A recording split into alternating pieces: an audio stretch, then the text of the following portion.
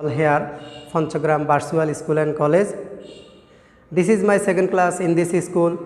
I would like to introduce myself to you.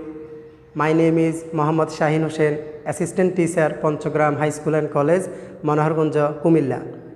Dear student, how are you? I hope you are well. I am fine too. Now I am sharing to Bangla with you so that you can understand these topics easily. প্রিয় শিক্ষার্থীগণ, গত ক্লাসে আমরা শিখেছিলাম কিভাবে present indefinite টেন্সের affirmative সেন্টেন্সকে negative sentence এবং interrogative সেন্টেন্সে রূপান্তর করা যায়। আশা করি তোমরা ক্লাসটি অ্যাটেন্টিভলি দেখেছো এবং বাসায় প্র্যাকটিস করে এই পদ্ধতি শিখেছো।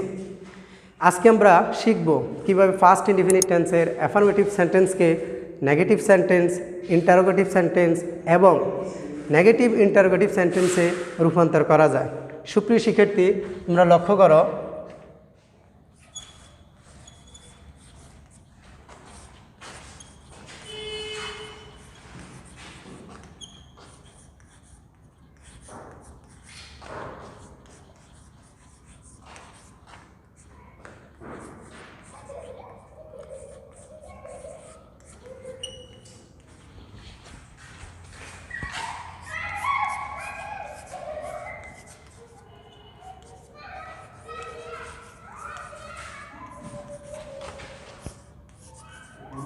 শিক্ষার্থীগণ, তোমরা লক্ষ্য করো আমি এখানে লিখছি ফার্স্ট ইনডিফিনিট টেন্সের গঠন। প্রথমে আমরা লিখছি অ্যাফার্মেটিভ ফর্ম, অর্থাৎ সাবজেক্ট প্লাস মূল ভার্বের ফার্স্ট ফর্ম প্লাস অবজেক্ট, শেষে ফুল স্টপ। যেমন স্যার একটা এক্সাম্পল দিছি, আই অ্যাট রাইস, আমি ভাত খেয়েছিলাম। এখানে আইটা হচ্ছে সাবজেক্ট ফার্স্ট পারসন, অ্যাট হচ্ছে আমাদের মূল ভার্বের ফার্স্ট ফর্ম। তোমরা সকলেই জানো অ্যাটের মূল ভার্বটা হচ্ছে ইট, ইটের ফার্স্ট ফর্ম অ্যাট, তারপর হচ্ছে আমাদের রাইসটা হচ্ছে এখানে অবজেক্ট, অর্থাৎ এটি হচ্ছে ফার্স্ট ইনডিফিনিট টেন্সের একটি অ্যাফার্মেটিভ সেন্টেন্স। শিক্ষার্থীগণ, আমরা এখন এই সেন্টেন্সটাকে নেগেটিভ সেন্টেন্সে রূপান্তর করব। তাহলে আমরা কি করব? তোমরা লক্ষ্য করো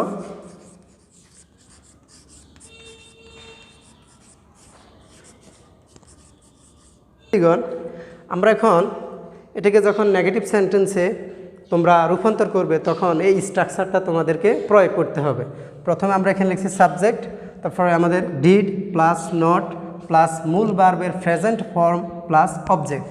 তাহলে আমাদের এই সেন্টেন্সটা নেগেটিভ দাঁড়াচ্ছে আমাদের, আমরা লিখতে পারি প্রথমে সাবজেক্ট আছে এখানে আই, তারপর আমরা এটার সাথে যোগ করতে পারবো ডিড, তারপরে নট, তারপর আমাদের অ্যাট হচ্ছে মূল ভার্বের ফার্স্ট ফর্ম। তাহলে এটার প্রেজেন্ট ফর্ম তোমরা সকলেই জানো, প্রেজেন্ট ফর্ম হচ্ছে ইট, তারপর আমরা লিখতে পারবো অবজেক্ট ফুল স্টপ।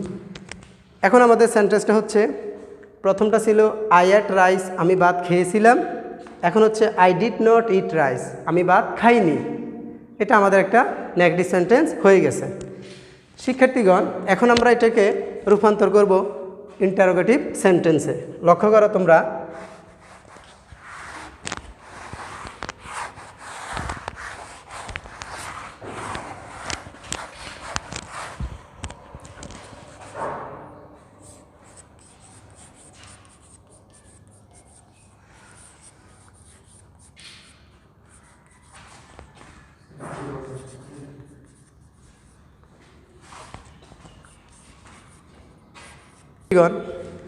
আমরা এখন এটাকে ইন্টারোগেটিভ সেন্টেন্সে নিব। দেখো আমি স্ট্রাকচার, এখন তোমরা এই স্ট্রাকচারটা এখানে প্রয়োগ করবে। প্রথমে লিখছি ডিড সাহায্যকারী ভার্ব, তারপর আমাদের সাবজেক্ট, তারপর মূল ভার্বের প্রেজেন্ট ফর্ম, তারপরে অবজেক্ট, শেষে আমাদের প্রশ্নবোধক চিহ্ন। ইন্টারোগেটিভ সেন্টেন্স মানে তোমরা তো জানোই শেষে প্রশ্নবোধক চিহ্ন দিতে হয়। তাহলে আমরা এই সেন্টেন্সটা আমাদের দাঁড়াইতেছে আই অ্যাট রাইস, আমি ভাত খেয়েছিলাম। এটাকে ইন্টারোগেটিভ করলে প্রথমে লিখবো আমরা ডিড, তারপর লিখবো সাবজেক্ট আই, তারপর আমাদের মূল ভার্ব হচ্ছে অ্যাট, অ্যাটের প্রেজেন্ট ফর্ম হচ্ছে ইট, তারপর আমরা অবজেক্ট লিখবো রাইস, শেষে প্রশ্নবোধক চিহ্ন। এটি এখন আমাদের একটি ইন্টারোগেটিভ সেন্টেন্স হয়ে গেছে। আই অ্যাট রাইস, আমি ভাত খেয়েছিলাম। ডিড আই ইট রাইস, আমি কি ভাত খেয়েছিলাম? দেখো একটা সুন্দর প্রশ্নবোধক বাক্য হয়ে গেছে। এখন শিক্ষার্থীরা, আমরা এটাকে নেগেটিভ ইন্টারোগেটিভ ফর্মে রূপান্তর করব। তাহলে কি করবে তোমরা? সুপ্রিয় শিক্ষার্থীগণ, এখন আমরা এই অ্যাফার্মেটিভ সেন্টেন্সটাকে নেগেটিভ ইন্টারোগেটিভ ফর্মে রূপান্তর করব। এখানে আমি স্ট্রাকচারটা লিখছি, তোমরা এই স্ট্রাকচার ব্যবহার করবে। Did plus subject plus not, তারপর হচ্ছে আমাদের মূল ভার্বের প্রেজেন্ট ফর্ম প্লাস অবজেক্ট, শেষে প্রশ্নবোধক চিহ্ন। তোমরা এটাকে আমরা দুইভাবে করতে পারবো। এখানে আমি লিখছি সাবজেক্টের পরে নটটা, তোমরা ইচ্ছে করলে নটটাকে সাবজেক্টের পূর্বে ডিডের সাথে যোগ করে ডিডেন্ট দিয়েও আমরা এটাকে নেগেটিভ ইন্টারোগেটিভ ফর্ম করতে পারবো। তো সেক্ষেত্রে আমি লিখতেছি, তাহলে আমাদের এটা ইন্টারোগেটিভ নেগেটিভ ইন্টারোগেটিভ হচ্ছে প্রথমে ডিড।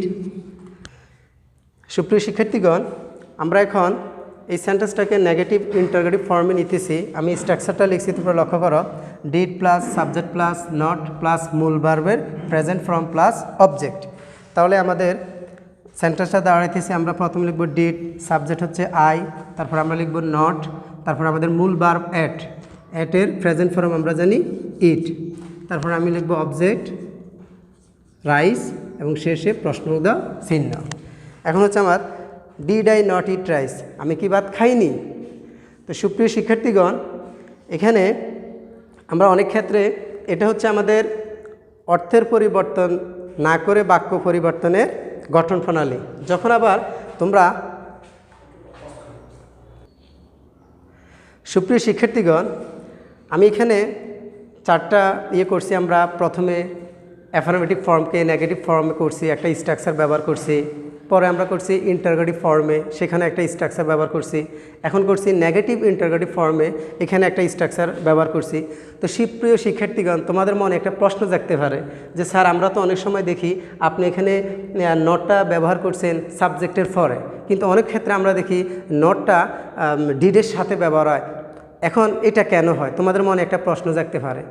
এটা তোমরা মাথায় রাখবা, যখন আমরা সেন্টেন্স অর্থের পরিবর্তন না করে যখন আমরা বাক্য পরিবর্তন করব, তখন আমাদের এই নটটা আমাদের ডিডের সাথে কানেক্টেড ওয়ার্ড হিসেবে ডিডের সাথে আমাদের প্রয়োগ করতে হয়, তখন তোমরা এটা ব্যবহার করবে। সুপ্রিয় শিক্ষার্থীগণ, আশা করি আজকে আমাদের আলোচনার মাধ্যমে তোমরা আজকে থেকে যদি তোমরা বাসায় ক্লাসটা অ্যাটেন্টিভলি দেখো, তাহলে আশা করি আজকে থেকে তোমরা ফার্স্ট ইনডিফিনিট টেন্সের অ্যাফার্মেটিভ সেন্টেন্সকে নেগেটিভ সেন্টেন্স এবং ইন্টারোগেটিভ সেন্টেন্স এবং নেগেটিভ ইন্টারোগেটিভ সেন্টেন্সে রূপান্তর করতে পারবে। তো আজকে আমি তোমাদেরকে একটা এক্সাম্পল দিয়ে আমি সেন্টেন্সগুলো করছি, তাহলে আমি আরও কয়েকটা এক্সাম্পল দিতেছি, তোমরা দেখো। আমি আরেকটা এক্সাম্পল দিছি।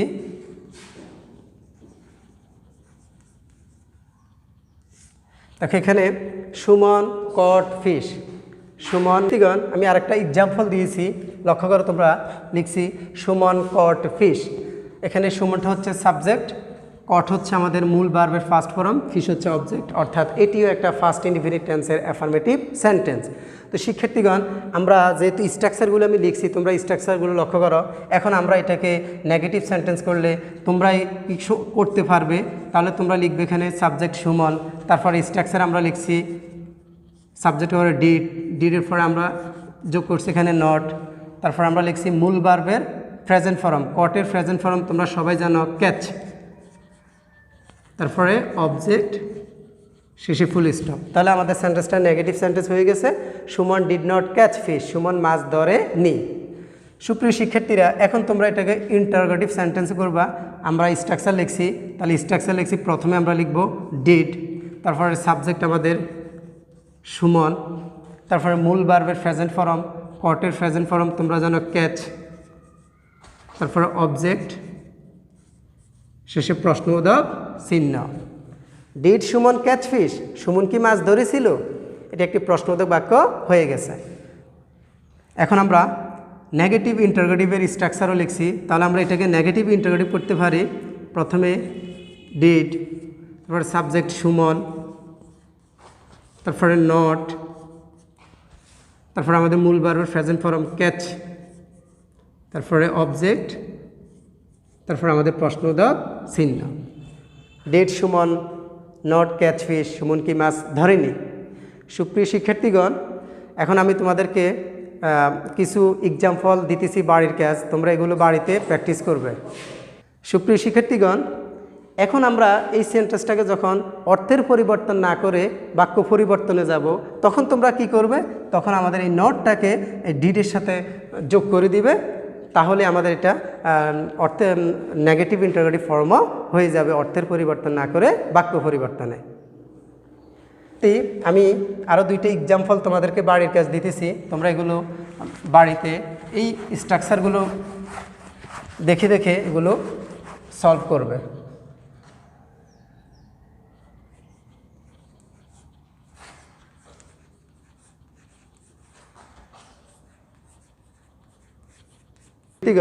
আমি তোমাদেরকে এখানে 3টা এক্সাম্পল দিয়েছি, এগুলো তোমাদের বাড়িতে তোমরা এগুলো প্র্যাকটিস করবে এবং এগুলো নেক্সট ক্লাসে আমাকে উপস্থাপন করে দেখাবে। আজকে এতটুকু পর্যন্তই, তোমাদের থেকে বিদায় নিচ্ছি।